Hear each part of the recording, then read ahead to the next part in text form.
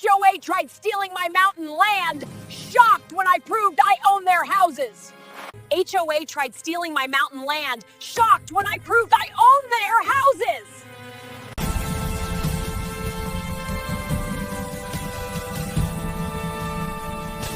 You've got 24 hours to tear down that disaster, or we're bringing in the sheriff. That's what the Homeowners Association president shrieked at me just moments before I unveiled the secret that would shatter her entire world. There I stood, only 3 days into constructing my dream mountain cabin, when this woman charges onto my property clutching a clipboard and radiating pure hostility. Meet Victoria Montgomery, the self-appointed HOA empress, insisting I demolish everything because it supposedly violates neighborhood regulations. The fresh scent of pine resin from newly cut timber clashed horribly with her overwhelming perfume as gravel scattered beneath several angry neighbors' luxury SUVs pulling up behind her. She's frantically waving legal documents, threatening enormous penalties, behaving as though she personally owns this land. What she didn't realize was that I possessed information capable of completely inverting this power struggle. Information that would transform her intimidation tactics into the costliest blunder of her existence. But before I explain how a single phone conversation legally dismantled an entire homeowners association, drop a comment below. What actions would you take if neighbors attempted to claim your property? Where are you from? Tell us in the comments below. And if you're loving this story, hit that like button and subscribe for more. Let me rewind and explain how this catastrophe began. My name is Daniel Carter, 46 years old, a recently divorced electrician who inherited 6 acres of Colorado mountain wonderland from my unconventional Uncle Raymond. Following months of brutal courtroom battles and cramped city apartment living, this property felt like genuine salvation, a location where I could create something meaningful and perhaps demonstrate to my teenage daughter Claire that her father wasn't a total disappointment. Uncle Raymond was our family's enigma. Vanished into the wilderness back in 1981. Appeared every Christmas reeking of campfire smoke and machinery fuel, constantly mumbling about land containing more mysteries than forests. Most family members dismissed him as the eccentric hermit relative. When his attorney contacted me announcing I'd inherited his estate, I figured Uncle Raymond understood something everyone else missed. The property was absolutely stunning. Stream water bubbled across polished stones. Eagle screams bounced off granite formations, and the sharp aroma of pine resin blending with untamed sagebrush created nature's signature fragrance. An aged cement foundation marked where Raymond had initiated some project, alongside a workshop resembling something from pioneer times. Standing there inhaling air free from vehicle exhaust, I experienced genuine optimism for the first time in many months. I liquidated my retirement savings, abandoned my urban employment, and began constructing a modest timber cabin. Nothing extravagant, simply a sturdy dwelling where Claire could spend weekends witnessing her dad building something valuable instead of dismantling his existence. The satisfying rhythm of hammer striking nail, the precise cut of saw through lumber. After endless months with lawyers and documentation, genuine physical labor felt therapeutic. Construction day 3, she materialized. Victoria Montgomery emerged from an immaculate white luxury crossover like some corporate harbinger of doom. Mid-50s, designer professional attire, gripping a premium leather portfolio like protective armor. Her heels struck the rocky terrain with military-like precision, and her fragrance, some floral assault weapon, clashed so violently with the mountain atmosphere it stung my eyes. "Excuse me," she marched across my land as though she possessed it. "Are you the person responsible for this unauthorized construction project?" I placed down my power saw, observing how she pronounced person like it contaminated her mouth. "Daniel Carter, constructing a cabin on my property. You must be Victoria Montgomery, Mountain Ridge HOA president." She flipped through documents with dramatic flair. "This construction violates numerous community regulations. No building permits, no architectural approval, no environmental review. Honestly, this primitive approach seriously threatens our property valuations." I surveyed pristine wilderness extending toward the skyline. "What neighborhood? I don't observe any residences." The Mountain Ridge Homeowners Association oversees all residential properties within our authority, she declared, producing an official appearing document. Your uncle signed these regulations when we established them 7 months ago. You inherited his responsibilities. 7 months ago? Uncle Raymond passed away 9 months ago. She presented me a cease and desist directive demanding immediate construction termination plus an invoice for $2,750 in accumulated violation charges. Remove all construction materials within 48 hours, Victoria stated coldly. Daily penalties start at $550, increasing weekly. We take our neighborhood standards extremely seriously. The threat lingered in the mountain atmosphere like smoke, but then she conveyed her actual message. Let me be direct, Mr. Carter. Her gaze swept across my work clothes, weathered pickup truck, and hardened hands. This isn't the type of community where individuals in your circumstances typically succeed. We maintain specific expectations regarding resident caliber. I'd regret your daughter experiencing any embarrassment from unfortunate incidents. Mentioning Claire struck like a physical blow. This woman had investigated me, discovered my divorce, financial difficulties, my child. Are you threatening my family? The words emerged colder than intended. Victoria's smile cut sharp as winter wind. I'm providing neighborly guidance. Certain conflicts aren't worth pursuing, particularly when you're obviously outmatched. She returned to her luxury vehicle but hesitated before departing. 48 hours, Mr. Carter. Don't complicate this unnecessarily. As her vehicle lights faded down the mountain pathway, Uncle Raymond's final words resonated in my mind. Don't allow anyone to intimidate you. I examined the legal notice, then my partially completed cabin. Victoria Montgomery believed she controlled everything. She was about to learn how catastrophically mistaken she was. Victoria didn't wait the full time frame. She returned the following morning accompanied by a lawyer radiating desperation-level confidence. A deteriorating compact sedan arrived behind her luxury crossover and outstepped the most pathetic legal representative I'd encountered. Douglas Preston resembled someone who obtained his law credentials from a cereal box. Inexpensive suit, coffee-stained necktie, briefcase secured with adhesive tape and hopelessness. Mr. Carter, Victoria announced with theatrical authority. You're receiving official legal documentation. Cease construction immediately and prepare for financial repercussions. Preston nervously arranged papers.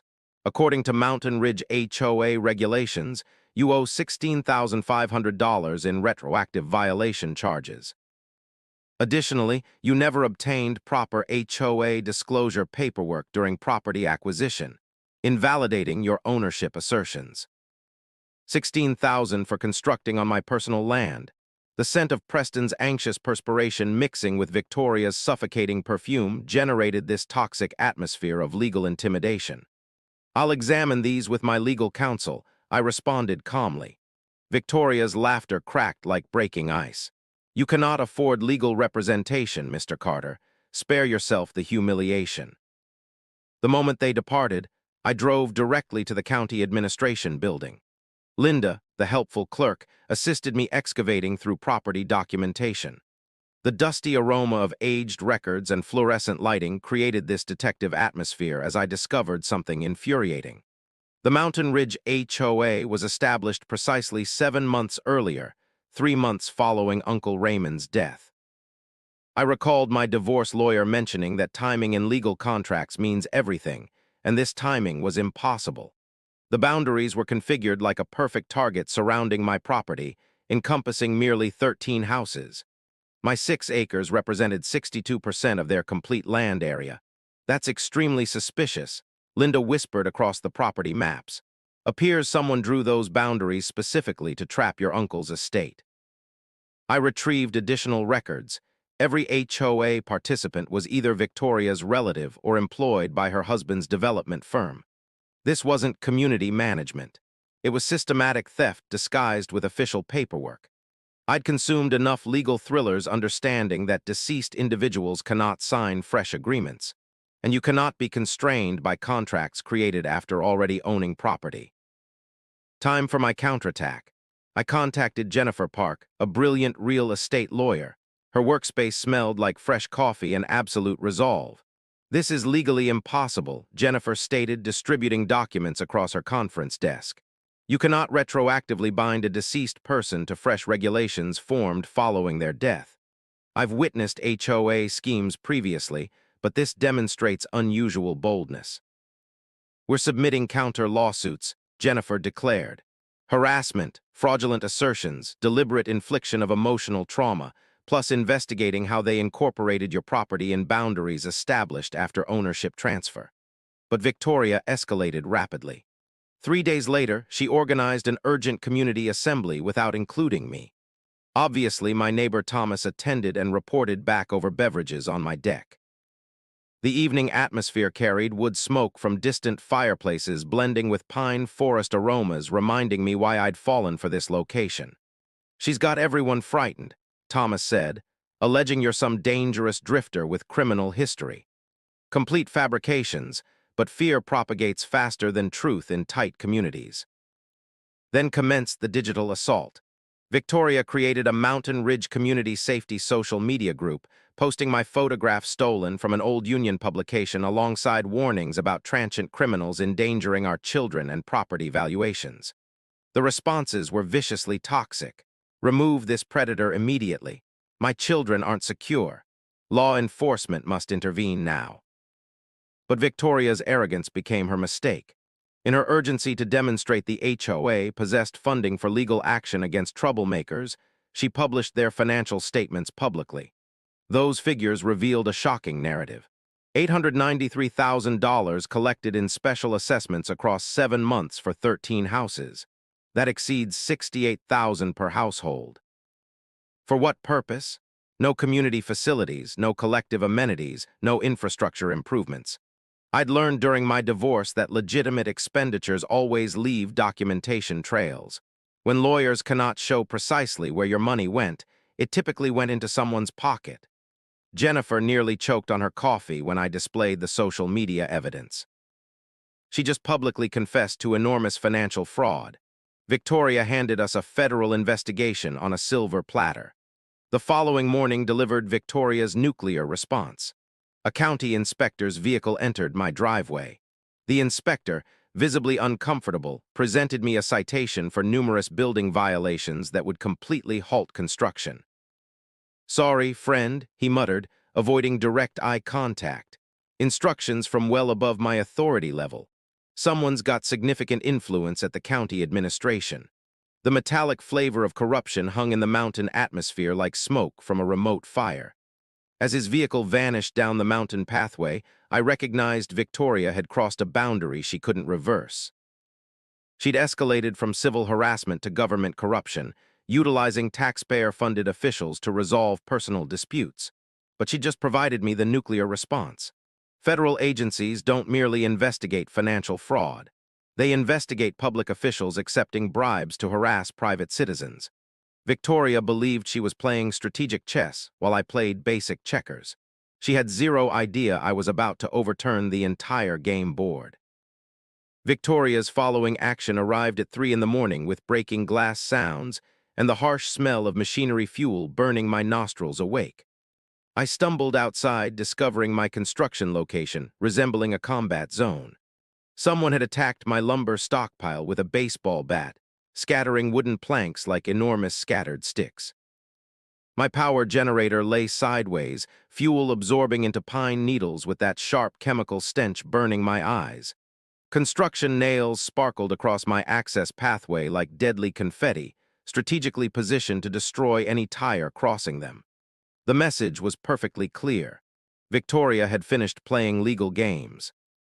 By sunrise, I discovered my pickup truck resting on 4 deflated tires and an anonymous environmental complaint in my email alleging I was destroying sensitive wetlands. The wetlands in question, a tiny seasonal stream that had been flowing through my property since before Victoria existed. But the psychological warfare was just beginning. Around midday, vehicles started appearing across my driveway entrance, not entirely blocking access. That would be obviously criminal, just positioned so I'd need to perform automotive gymnastics reaching my personal land. When I approached the operators, they claimed to be concerned citizens exercising their constitutional right to park on public streets. The taste of manufactured innocence was more bitter than the machinery fuel still lingering in the atmosphere. Then came the counterfeit safety warnings. Official appearing hazardous construction zone authorized personnel only signs sprouted along the mountain pathway like poisonous mushrooms. They appeared legitimate enough to deceive my contractor, Richard, who contacted me panicking. "Daniel, I've got 4 customers questioning if I'm licensed for hazardous waste remediation," Richard said, his voice strained with concern. "Words circulating that your location is contaminated. I cannot afford losing additional contracts over this." Victoria had weaponized my community connections against me. I recalled reading somewhere that the most effective con artists always convert your personal resources into weapons, and she was demonstrating that theory perfectly. But sabotage indicated desperation, and desperate individuals make traceable errors. Jennifer and I spent the following day tracking paper trails at the administration building. The musty aroma of aged documents mixing with Linda, the clerk's coffee, created this detective atmosphere as we exposed Victoria's actual scheme. Summit View Resorts had approached the county 7 months earlier with proposals for a $53 million luxury resort. The proposed location required my 6 acres as the scenic focal point. Spa panoramas, golf course elevation, helicopter landing proximity. According to the development contract, they couldn't commence construction without acquiring all residential properties within the designated tourism corridor. My property wasn't merely obstructing Victoria's plans. It was the golden key to her fortune chest. "Examine this consultation payment," Linda whispered, indicating a line buried in county planning documentation. Summit View paid someone $425,000 for community relations consulting. Jennifer's coffee cup froze halfway to her mouth. "That's not consulting. That's a bribe with a business identity." Suddenly, Victoria's aggressive timeline made complete sense. She wasn't merely collecting HOA payments. She was earning a massive commission for delivering my property to developers. Every day I remained cost her hundreds of thousands in resort profits. That evening, I utilized my electrician expertise installing a comprehensive security system. Motion detectors, infrared cameras, everything. If Victoria wanted to escalate to criminal activity, she'd do it in crystal clear color. I didn't wait long for the main event. Around midnight, a pickup truck crept down my access pathway with headlights extinguished, engine barely whispering through the mountain silence. The operator, wearing a hood that couldn't conceal his recognizable jawline, began pouring something from a fuel container near my lumber stockpile. My cameras captured everything in perfect detail, including the moment he looked directly into the lens like a deer caught in headlights. Stephen Montgomery, Victoria's son, 22-year-old kid who'd apparently inherited his mother's talent for felony-level stupidity. The following morning brought my counterpunch. I entered the sheriff's station with USB drives full of video evidence. Stephen's midnight arson attempt, complete with facial identification and license plate documentation. Suddenly, Victoria's concerned citizen narrative crumbled faster than her son's alibi under questioning. But I wasn't finished investigating. The HOA's public submissions revealed a treasure trove of financial fraud, security consulting payments to companies that didn't exist, landscaping services from Victoria's brother-in-law who lived in Nevada, and legal research payments that would make Supreme Court justices blush. Victoria had been systematically looting the HOA treasury while positioning herself for the resort payoff. She was double-dipping, stealing from neighbors today while planning to profit from their land tomorrow. As I watched Stephen's arson footage for the 6th time that evening, the mountain atmosphere carrying the scent of pine and approaching storm clouds, I recognized something crucial. Victoria wasn't merely greedy, she was trapped. The resort arrangement probably had deadlines, and every day I remained meant she risked losing everything. Cornered animals bite hardest just before they collapse, but they also make the most spectacular mistakes. Victoria's response to her son's arrest was swift, vicious, and completely unhinged. The following morning, I woke to discover a process server on my doorstep with an emergency injunction. Victoria was claiming I was constructing an illegal commercial operation and demanding the court force me to demolish everything immediately. The paperwork alleged I was planning to operate a transient housing operation for undesirable elements that would destroy the moral foundation of our neighborhood. The smell of fresh legal ink mixed with morning pine atmosphere as I read through 16 pages of creative fiction. Victoria wanted $110,000 in community damages and was requesting an immediate restraining order preventing me from entering my personal property. But that was merely the warm-up performance. By midday, 4 county inspectors swarmed my property like locusts. Environmental compliance, building safety, septic evaluation, all writing citations for violations that didn't exist. The lead inspector, Martinez, kept apologizing under his breath while photographing my perfectly legal electrical work. "Sorry, friend," he whispered. "Instructions from way beyond my authority level. Someone's paying serious money to make your existence miserable."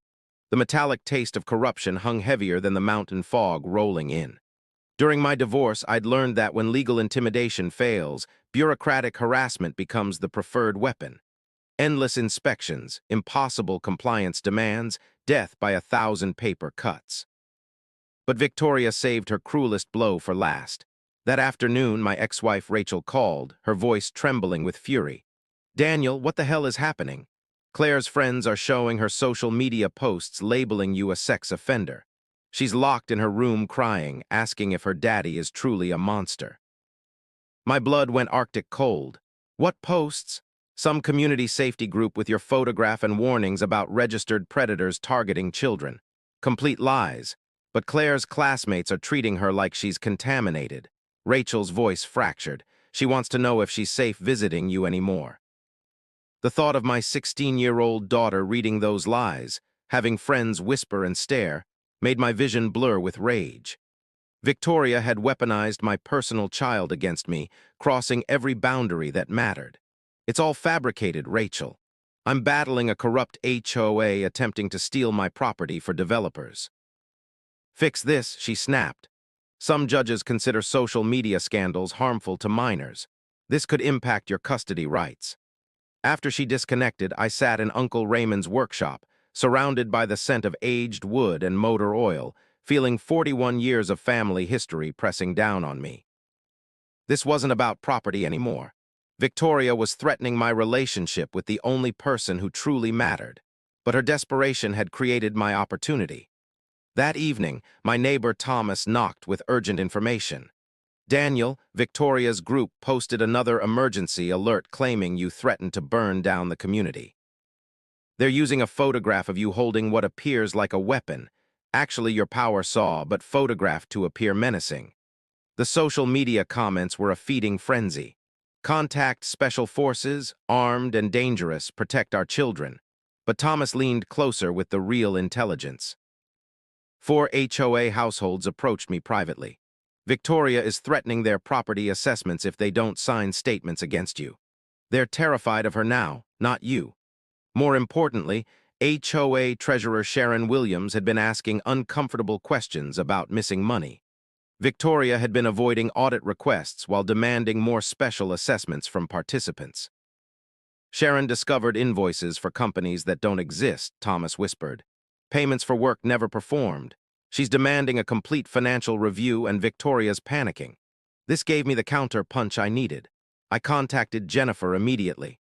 "Victoria's financial house of cards is collapsing. If we can force an emergency HOA audit before she destroys evidence, we've got her." "Even better," Jennifer said. "False sex offender accusations are federal defamation crimes. We can file criminal charges while pursuing the financial fraud." But I wanted to strike Victoria where it really hurt, her wallet. The following morning, I drove to every business Victoria's family owned or frequented.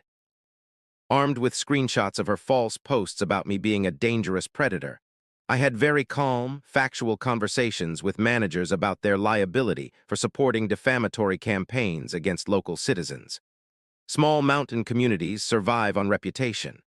When the automotive shop, grocery store, and hardware store all suddenly became too busy to serve the Montgomery family, word spread faster than wildfire.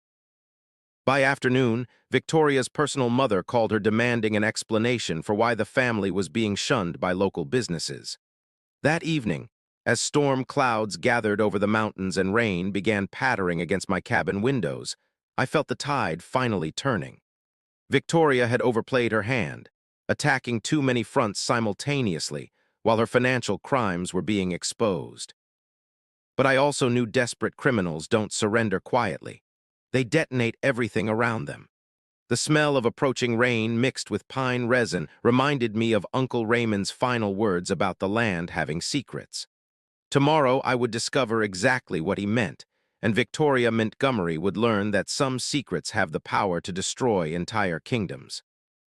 The following morning, I was prying up floorboards in Uncle Raymond's workshop when my crowbar struck something that definitely wasn't wood. The metallic clang echoed through the dusty space like a bell announcing destiny.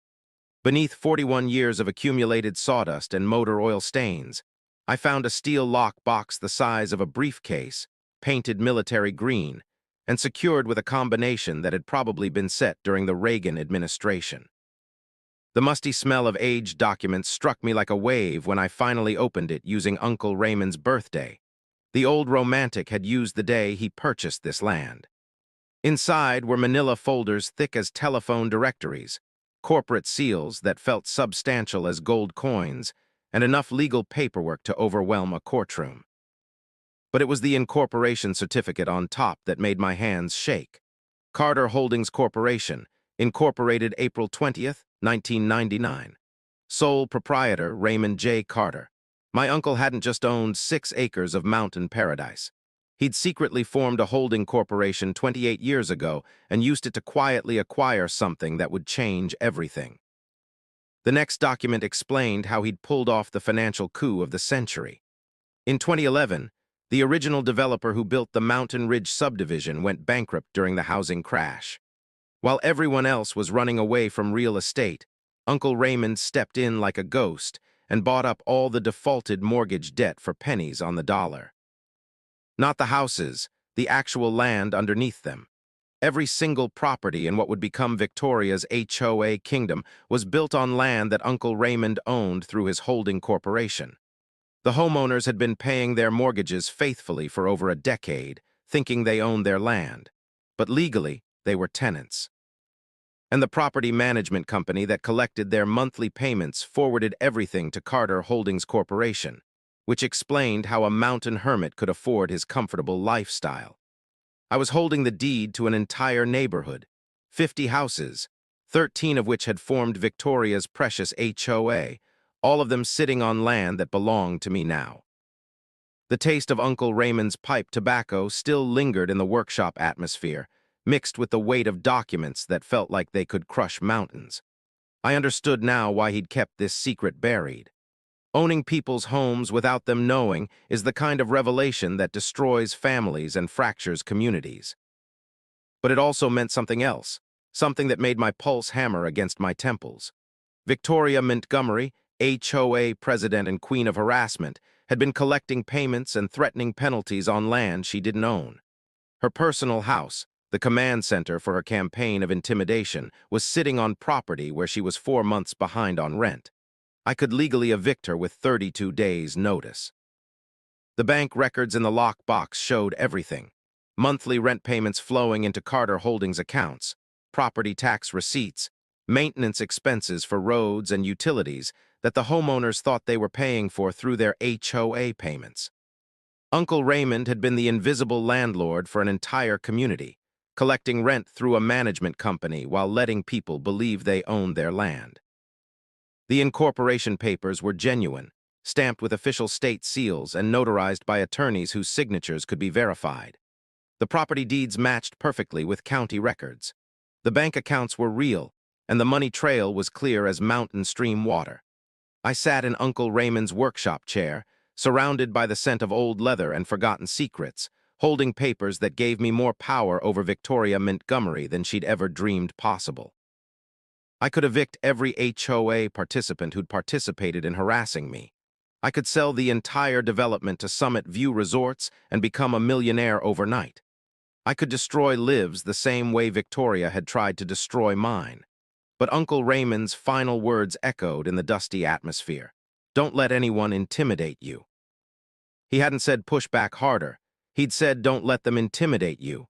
There was a difference, and that difference would determine what kind of man I chose to be. The weight of Uncle Raymond's secret sat on my shoulders like a lead blanket as I spread the incorporation documents across Jennifer's conference desk. The smell of fresh coffee mixed with the gravity of what we discovered. I wasn't just fighting an HOA anymore. I was the landlord of everyone who'd been trying to destroy me. "This is legally bulletproof," Jennifer said, examining the corporate seal under her desk lamp. "Your uncle was meticulous. Every document properly filed, every payment tracked, every legal requirement met for 28 years. She pulled out a legal pad and started sketching our options like a general planning a campaign. Plan A, reveal your landlord's status immediately and negotiate HOA dissolution.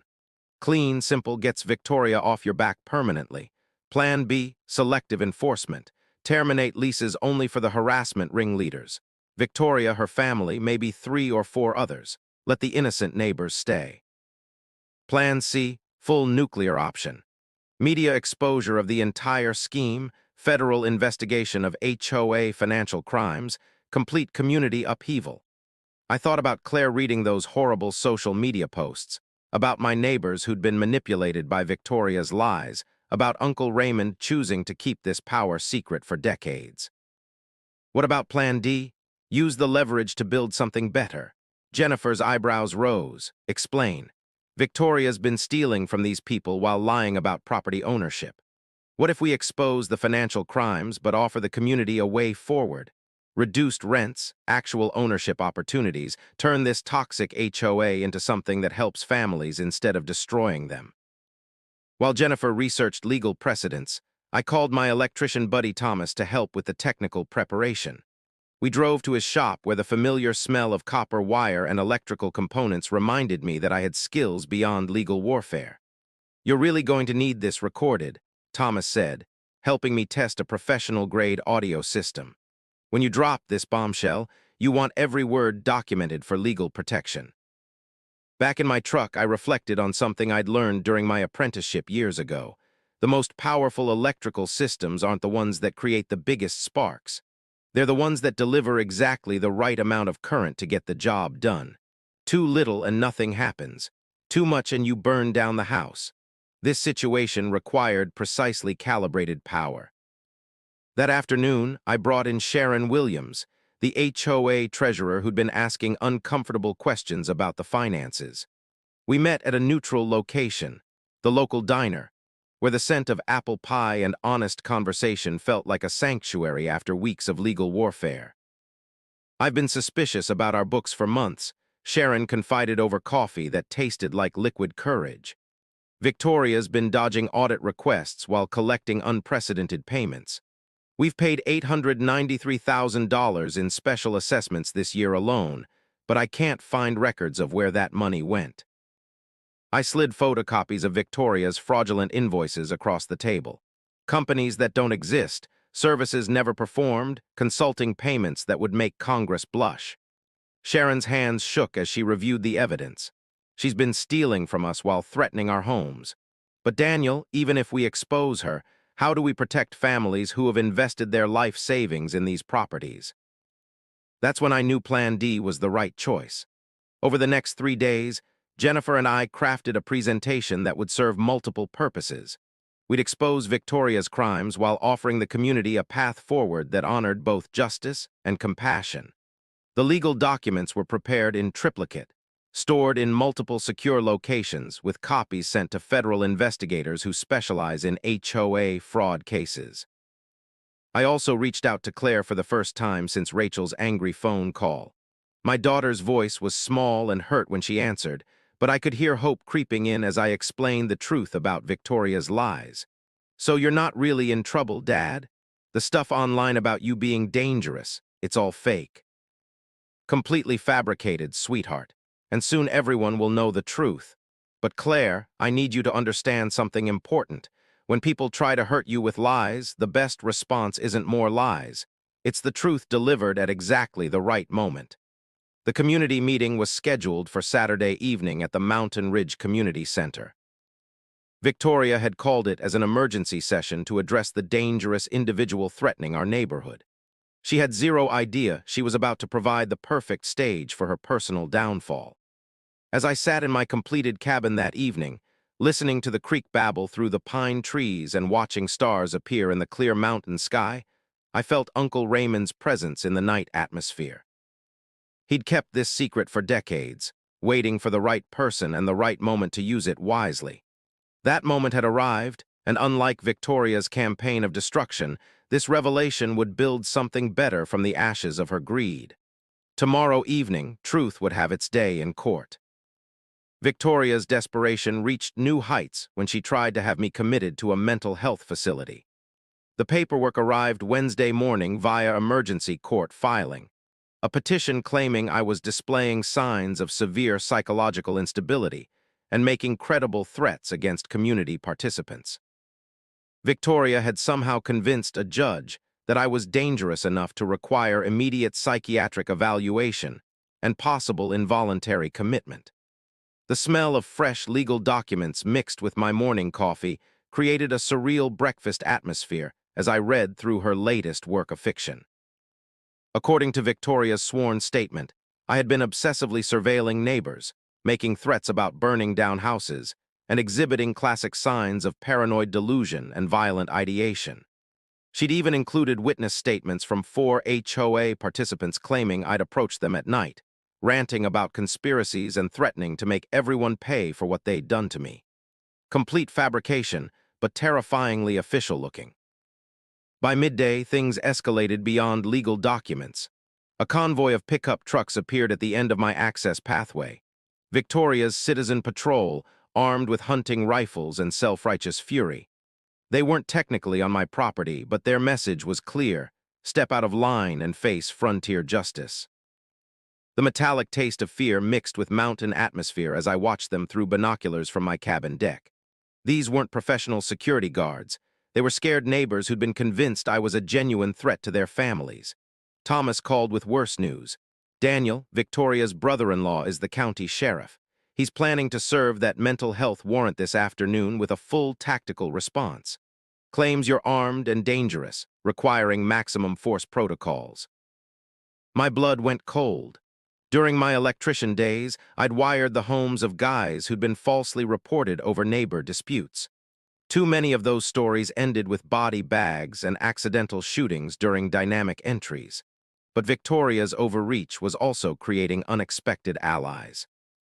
That afternoon, Claire called, crying not from embarrassment this time, but from fury. "Dad, kids at school are showing me posts claiming you're a terrorist planning to shoot up the neighborhood. This is insane. How can she just lie like this? Because desperate people do desperate things, sweetheart. But sometimes their desperation becomes their downfall." Claire's voice grew steely. She had more of her old man's fight than I'd realized. What can I do to help? I'm not letting this crazy woman destroy our family with lies. While Victoria was busy painting me as a dangerous lunatic, she was also frantically trying to cover her financial tracks. Jennifer's investigator friend discovered Victoria had been making substantial cash withdrawals from HOA accounts, $134,000 in the past 3 weeks alone. The money was supposedly for enhanced security consulting and emergency legal expenses. More telling, she'd been pressuring HOA participants to sign loyalty pledges, promising not to cooperate with outside investigators trying to destroy our community. 4 families had already approached Jennifer quietly, terrified of Victoria, but unwilling to publicly oppose her. But Victoria's nuclear option backfired spectacularly. The mental health petition required supporting documentation from medical professionals. Victoria had submitted a psychological evaluation from Dr. Philip Richmond claiming he'd observed me displaying textbook symptoms of antisocial personality disorder with violent tendencies. Problem was, Dr. Richmond had been dead for 7 months. Jennifer's paralegal discovered the death certificate while verifying the evaluation's authenticity. Victoria had literally forged a psychological assessment using a deceased psychiatrist's stolen letterhead and signature stamp. That single desperate lie had just upgraded her legal troubles from civil fraud to federal document forgery, a felony carrying up to 11 years in prison. "She's completely unraveling," Jennifer said, reviewing the fraudulent evaluation. This level of criminal behavior suggests someone facing massive financial exposure. The resort deal must have deadlines she can't extend. But Victoria wasn't finished destroying herself. Friday evening brought her final, most spectacular mistake. Frustrated by the delayed tactical response, turns out judges get cranky about obviously forged medical documents. Victoria decided to take matters into her own hands. Security cameras caught her sneaking onto my property around midnight, carrying what appeared to be accelerant and matches. Her plan was apparently to set a small fire near my lumber pile, then call emergency services claiming I was burning evidence of my criminal activities. The irony was perfect. Victoria Montgomery, who'd been calling me an arsonist for weeks, was literally attempting arson to frame me for arson.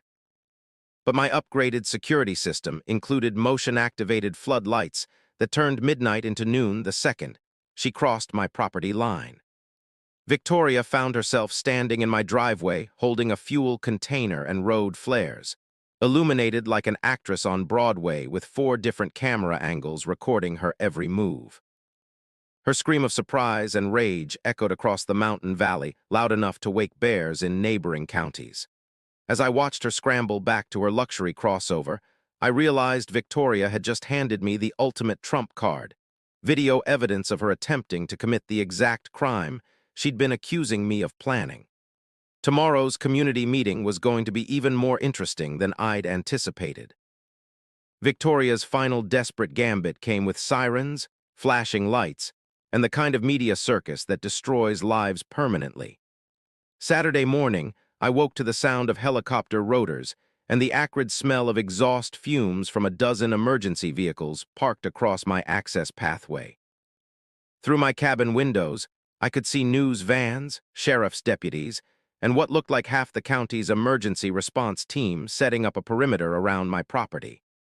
My phone was buzzing with missed calls from reporters, all asking variations of the same question. How do you respond to allegations that you're holding your neighborhood hostage with explosive devices? Explosive devices. I stepped onto my deck holding a cup of coffee and immediately had 7 rifle scopes trained on my chest. Daniel Carter, Sheriff Davidson's voice boomed through a megaphone. You are surrounded. Come out with your hands visible. The taste of surreal terror mixed with mountain atmosphere as I realized Victoria had played her nuclear card. She'd convinced law enforcement that I was some kind of domestic terrorist preparing for a violent standoff. Thomas's voice crackled through my phone. Daniel, don't move. Victoria filed reports claiming you threatened to blow up the community center during tonight's meeting. She's got photographs of you handling suspicious packages and testimony from 4 witnesses. The suspicious packages, bags of concrete mix from my cabin foundation. The witnesses, probably the same imaginary people who'd provided statements for her fraudulent psychological evaluation. But this time, Victoria had overestimated the gullibility of law enforcement. Sheriff Davidson approached my deck cautiously, his expression more embarrassed than aggressive. Daniel, I know this is probably nonsense, but we got federal authorities breathing down our necks about credible terrorist threats. I need you to let us search the property so we can clear this mess up. Search away, Sheriff, but you might want to check out the security footage from last night first. I handed him the USB drive containing Victoria's midnight arson attempt. Davidson's face went through several interesting color changes as he watched our HOA president caught red-handed with accelerant and matches trying to burn down the property she'd been claiming I wanted to destroy. Well, he muttered, that's going to complicate her credibility significantly. While the bomb squad spent 4 hours confirming that concrete mix was in fact concrete mix, Jennifer was busy filing emergency motions to have Victoria arrested for filing false police reports, attempted arson, and terrorist threat hoaxes, federal crimes that would put her away for decades. But the media circus was just getting started. By afternoon, news crews from Denver had arrived, drawn by reports of a mountain standoff with alleged domestic terrorist. Victoria, ever the opportunist, positioned herself as the heroic community leader protecting innocent families from a dangerous extremist. Standing in front of cameras with perfect makeup and practiced tears, She painted a picture of a peaceful neighborhood terrorized by an unstable outsider with a grudge against civilization itself. This man has threatened our children, destroyed our sense of safety, and now he's apparently prepared to commit mass violence rather than follow simple community guidelines. Victoria sobbed into the microphones. We just want our neighborhood back. The performance was Academy Award caliber, if the Academy gave awards for creative fiction. But Victoria's media strategy contained a fatal flaw. In her rush to appear sympathetic, she'd agreed to multiple live interviews without consulting lawyers, and live television doesn't allow for editing out inconvenient truths. Channel 7's investigative reporter, Maria Santos, had done her homework. During what Victoria thought would be a softball interview, Maria casually mentioned the HOA's financial irregularities. Mrs. Montgomery, records show your association has collected nearly $893,000 in special assessments this year. Can you explain where that money was spent? Victoria's confident expression flickered like a candle in wind. Well, we've had significant legal expenses dealing with this dangerous individual, but the legal expenses listed in your public filings total only $25,000. Where did the other $868,000 go? The pause that followed lasted about 4 seconds on television, but felt like 4 years in real time. Victoria's mouth opened and closed like a fish gasping for air, while her brain tried to manufacture an answer that wouldn't incriminate her further. That's confidential community business, she finally stammered. Confidential, Mrs. Montgomery? You're discussing this matter on live television while accusing your neighbor of terrorism. Surely financial transparency is relevant to your credibility. By evening, the story had shifted from dangerous mountain hermit threatens community to HOA president accused of massive fraud while filing false terror reports. Social media was buzzing with questions about Victoria's financial management and the suspicious timing of her escalating accusations. As the last news van disappeared down the mountain pathway, leaving behind only tire tracks and the lingering smell of diesel exhaust, I realized Victoria had just committed professional suicide on live television. Tonight's community meeting would be less about her accusations against me and more about her explanations to neighbors whose money she'd been stealing. The hunted had just become the hunter. The Mountain Ridge Community Center had never seen a crowd like this. 93 people packed into a space designed for maybe 62, with news cameras positioned along the walls and county officials occupying the front row like judges at a trial. The smell of nervous sweat mixed with the scent of old coffee and decades-old carpet created an atmosphere thick enough to cut with a knife. Victoria stood at the podium like a general addressing troops before battle, her PowerPoint presentation titled Protecting Our Community, the Daniel Carter Threat Assessment. She dressed for victory, sharp business suit, perfect makeup, voice projection that would make theater directors weep with envy. Ladies and gentlemen, she began, clicking to a slide showing my cabin. We gather tonight to address the clear and present danger that Daniel Carter represents to our peaceful community. I sat in the back row wearing my cleanest work shirt and holding a leather document folder that contained enough legal dynamite to level mountains. Jennifer sat beside me, occasionally glancing at her phone where federal investigators were sending real-time updates about Victoria's financial crimes. Victoria's presentation was masterful manipulation, photos of my threatening construction project, screenshots of my menacing social media presence, actually pictures of electrical work I'd posted to help other contractors, charts showing declining property values in areas with transient populations. This individual owes our community $103,000 in accumulated penalties and legal payments, Victoria announced, her voice rising with righteous indignation. He has repeatedly threatened violence against families, attempted to intimidate our children, and yesterday was investigated by federal authorities for terrorist activities. The crowd murmured with fearful approval. These were good people who'd been fed a steady diet of lies for months, and Victoria's performance was convincing enough to sell ice to Eskimos. Furthermore, she continued, clicking to a financial slide, Mr. Carter's continued presence threatens a major economic development opportunity that could benefit every family in this room. Summit View Resorts has offered our community partnership in a $53 million project that would create jobs and increase property valuations significantly. Ah, there it was. The real motivation finally revealed in public, recorded by 4 news cameras and witnessed by county officials. Victoria had just admitted on the record that this entire harassment campaign was about clearing my land for developers. She opened the floor for victim impact statements, and 4 rehearsed neighbors delivered tearful testimonies about feeling unsafe and terrorized by my presence. The performance was so synchronized it looked like community theater. Then Victoria made the mistake that would haunt her forever. Does anyone else have concerns about this dangerous individual threatening our community? I stood up slowly, my leather folder tucked under one arm. I do, actually. Victoria's confident smile faltered like a mask slipping. You have no right to speak here. You're not a participant of this community.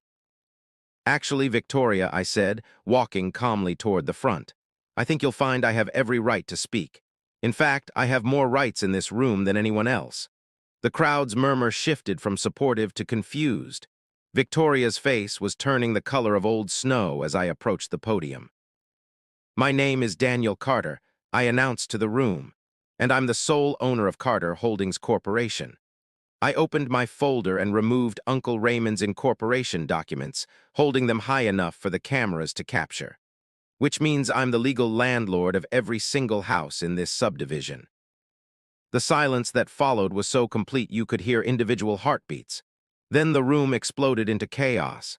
Gasps, shouts, the scraping of chairs as people turned to stare at neighbors they'd never realized were fellow tenants.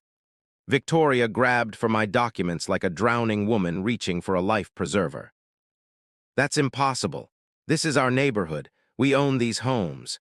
You own the structures, Victoria, but the land underneath belongs to me. Has for 28 years through my uncle's holding corporation. I spread the property deeds across the podium like playing cards.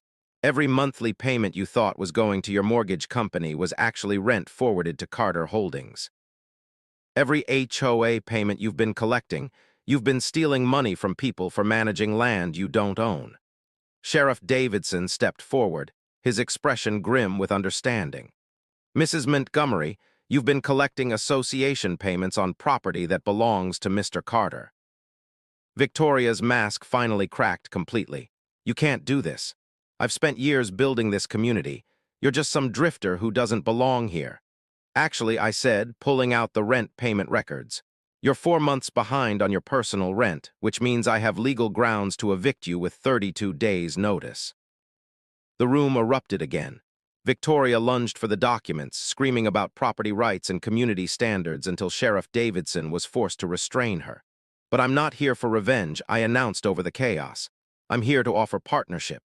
Those of you who participated in harassment campaigns have 32 days to find new housing. Everyone else, your rent just got cut in half, and we're building a real community together. As federal agents entered the room to arrest Victoria for wire fraud, her final scream echoed through the mountains. You can't do this to me. I am this community. But communities aren't built on theft and lies. They're built on truth. 4 months later, I was sitting on my cabin deck watching neighborhood kids play safely in what used to be Victoria's restricted access common area when Claire arrived for her weekend visit with a huge smile and news that made my heart soar. Dad, I got into Colorado State with a full scholarship, she announced, wrapping me in a bear hug that smelled like her mother's shampoo and teenage hope. And you know what convinced the admissions committee? My essay about how my father taught me that real strength isn't about getting revenge. It's about building something better from the ashes of corruption. Victoria Montgomery was serving 19 months in federal prison, plus paying $165,000 in restitution to the families she'd defrauded. 7 of her harassment enablers had quietly moved away, their leases terminated, and their crimes documented for posterity. The remaining 43 neighbors had embraced our community transformation with enthusiasm that surprised everyone, especially me. The smell of barbecue smoke drifted from Thomas's backyard, where half the neighborhood was gathered for our monthly potluck dinner. These same people who'd once viewed me as a dangerous outsider now brought me casseroles, borrowed my tools, and asked my advice on everything from electrical problems to teenager management. It's incredible how quickly fear dissolves when the person spreading it disappears. Jennifer observed, joining Claire and me on the deck with a beer and the satisfied smile of someone who'd helped David slay Goliath. Our professional relationship had bloomed into something deeper, built on mutual respect and shared victory over institutional corruption. The community transformation exceeded my wildest dreams.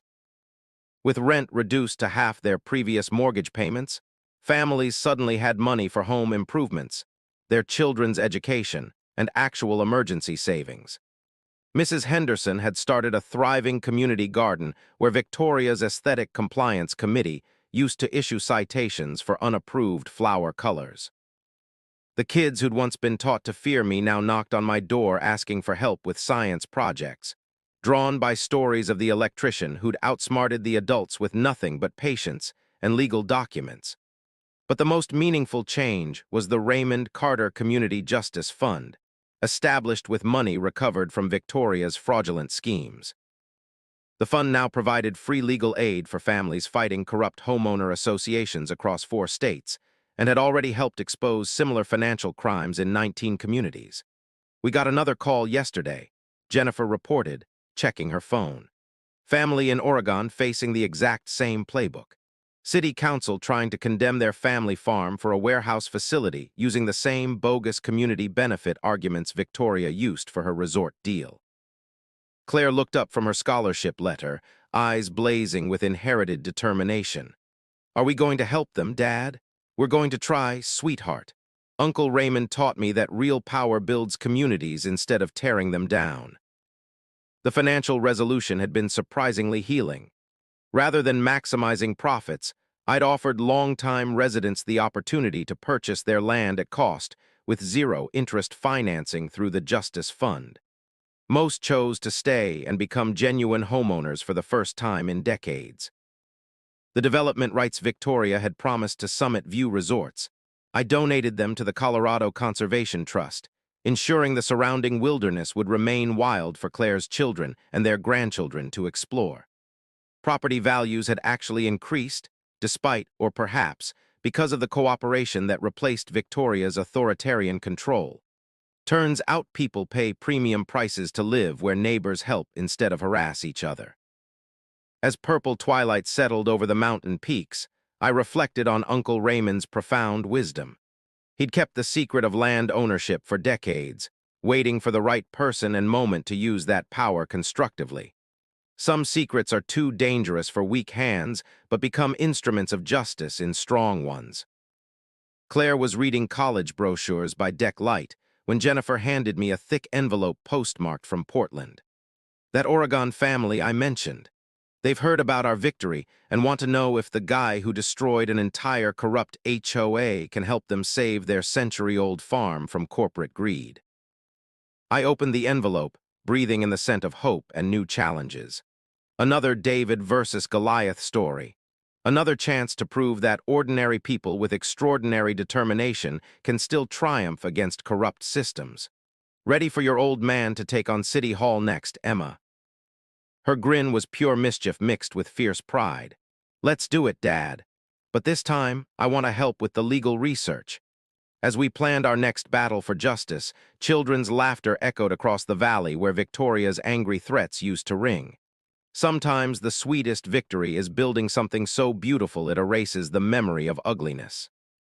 Where are you from? Tell us in the comments below. And if you're loving this story, hit that like button and subscribe for more.